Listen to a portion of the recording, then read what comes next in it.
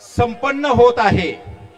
आतापर्यंत 7व्या माळेला होणारा हा दसरा मेळावा सगळ्यांना स्क्रीनवरती पण दिसतंय।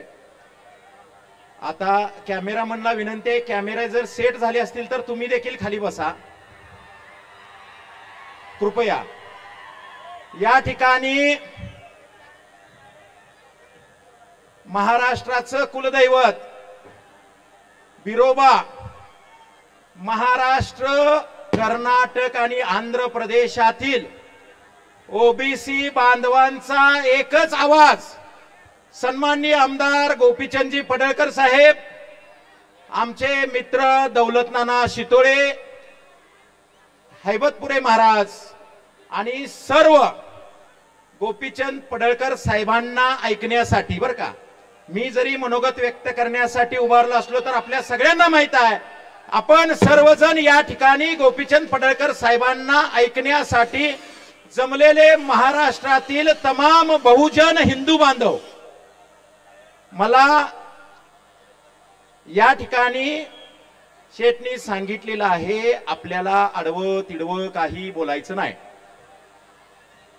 त्याच्यामुळं मी पहिल्यांदा तुम्हाला एवढंच विचारतो, थिएटरमध्ये कुणी कुणी पिक्चर बघितलाय हात वरती करा।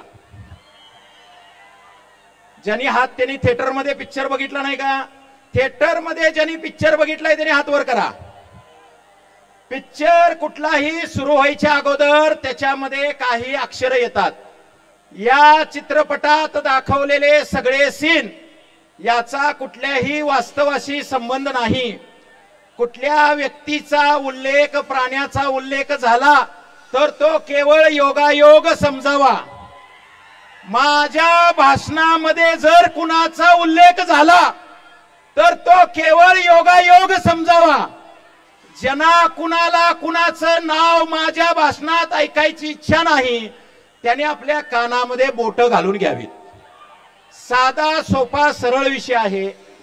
शनिवारीच आपला अगोदरची तारीख 28 तारीख होती आणि शनिवारीच त्या ठिकाणी मला पडळकर साहेबांचा फोन आला। संपूर्ण महाराष्ट्र भरामध्ये पावसाचं वातावरण आहे आणि आदरणीय भुजबळ साहेबांच्या मुळे आपण 28 तारखेचा मेळावा हा 30 तारखेला घेतलेला आहे। तर आपण 30 तारखेच्या मेळाव्याच्या संदर्भामध्ये पावसाच्या बाबतीमध्ये काय निर्णय घेऊया। मी पडळकर साहेबांना एवढंच म्हटलं, जिथं गोपीचंद पडळकर उभा असतात तिथं पावसाला यायला सुद्धा परवानगी घ्यावी लागते। मग कुणी अंटू पंटून जत मध्ये चक्रा मारण्याची काही गरज नाही। फक्त जरा शेठनी कवठेमंकाळ तालुक्यामध्ये लक्ष घातलं काय, अनेकांचं त्या ठिकाणी ऍसिडिटी उमळून आली। मग मला सांगा शेठनी ईश्वरपूरमध्ये लक्ष घातल्यानंतर काय परिस्थिती होईल।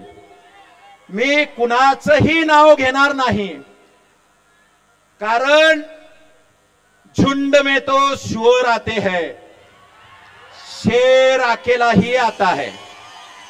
गेल्या आठवड्यात आपण बघितलं या महाराष्ट्रातली शिकारी कुत्र्यांची संघटना ही भुंकण्यासाठी त्या ठिकाणी सांगलीमध्ये आली आणि वेगवेगळ्या पद्धतीने भुंकून गेली, वेगवेगळ्या तालुक्यात होती। पुन्हा सांगतो, कुणाच्या भावना दुखवल्या तर क्षमस्व। आणि त्या ठिकाणी शेठ वरती, सन्मान्य देवाभाऊंवरती टीका करून गेली। मगाशी माऊली भाऊनी सांगितलं, या ठिकाणी आम्हा बहुजनांचा विठ्ठल म्हणजेच गोपीचंद पडळकर आणि आमचा पांडुरंग म्हणजेच देवाभाऊ आणि बहुजनांचं पांडुरंगाच्या जर कपाळावरती आपण पाहिलं त्या ठिकाणी जो टिळा असतो तो टिळा म्हणजेच गोपीचंद। पांडुरंग जर आमचा देवेंद्र भाऊ फडणवीस साहेब असतील तर त्यांच्या कपाळावरचा बहुजनांचा टिळा म्हटलं तर ते गोपीचंद पडळकर साहेब आहेत। काहीही चुकीचं बोललेले नाहीत। परत एकदा सांगतो, यापूर्वीच्या काळामध्ये गोपीचंद पडळकर साहेब कुणालाही चुकीचं काहीच बोलले नाहीत। कुणाला वाटतंय गोपीचंद पडळकर साहेब चुकीचं बोललेले नाहीत त्यांनी हात वर करा। संपूर्ण महाराष्ट्र या ठिकाणी बोललेला आहे।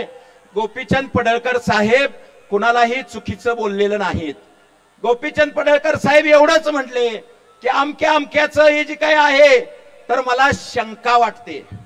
त्याचं कारण असं आहे की गेल्या काही दिवसापूर्वी ज्या वेळेला ही दोन्ही काही जे काही एकत्र होते त्यावेळेला एक मराठवाड्यातील वक्ता त्या ठिकाणी आला ईश्वरपूरला आणि म्हटला की आमचे साहेब वाघाची औलाद आहे, वाघाची औलाद आहे म्हटला।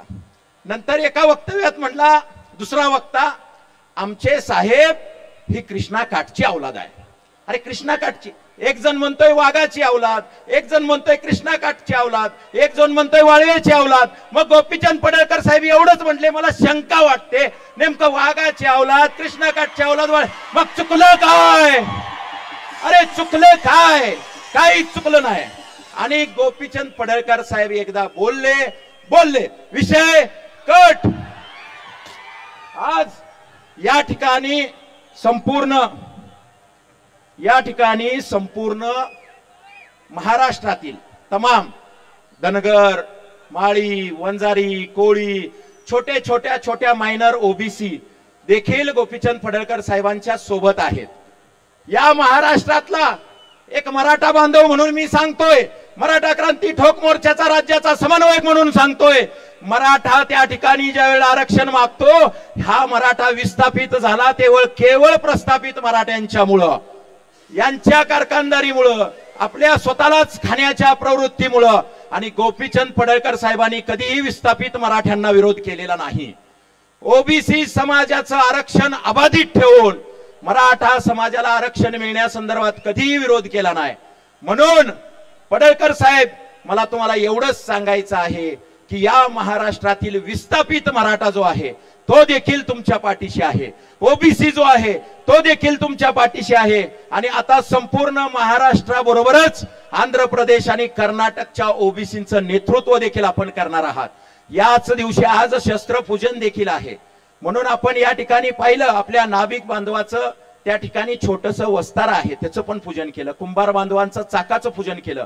सगळ्या 18 लुतेदार 12 बोलतेदार तलवारीपासून कुऱ्हाडीपासून भाल्यापर्यंत सगळ्या शस्त्रांचं पूजन हे या ठिकाणी गोपीचंद पडळकर साहेबांच्या नेतृत्वामध्ये झालेलं आहे। त्यामुळं अशा प्रकारचा योग हा कुठं सुद्धा येणार नाही। गोपीचंद पडळकर साहेबांच्या वरती महाराष्ट्रातनं टीका होते। काही लोक मी म्हटलं शिकारी कुत्र्यांची संघटना जर टीका करत असेल तर ते केवळ ईश्वरपूरचं त्या ठिकाणी इस्लामपूर झालं म्हणून, या इस्लामपूरचं ईश्वरपूर झालं म्हणून त्या ठिकाणी टीका होत आहे।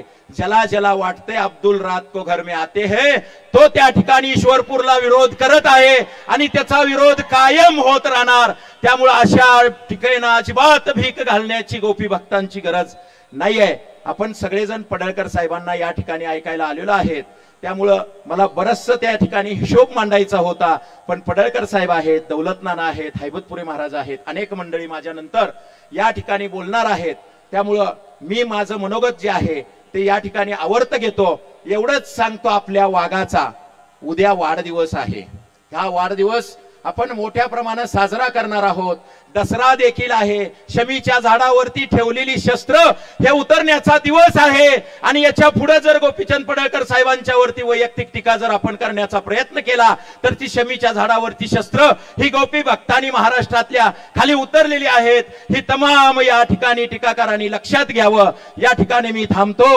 जय हिंद, जय महाराष्ट्र, जय अहिल्या, छत्रपती शिवाजी महाराज की जय। संदीप बाबा एकदा जोरदार टाळ्या झाल्या पाहिजेत। यानंतर लिंगायत समाजाचं नेतृत्व बघा, आरेवाडीच्या बनात दसरा मेळाव्याला बहुजन एकवटला आणि आभाळ सुद्धा एकवटून आलं शेठ। बघा ना, मी विनंती करतो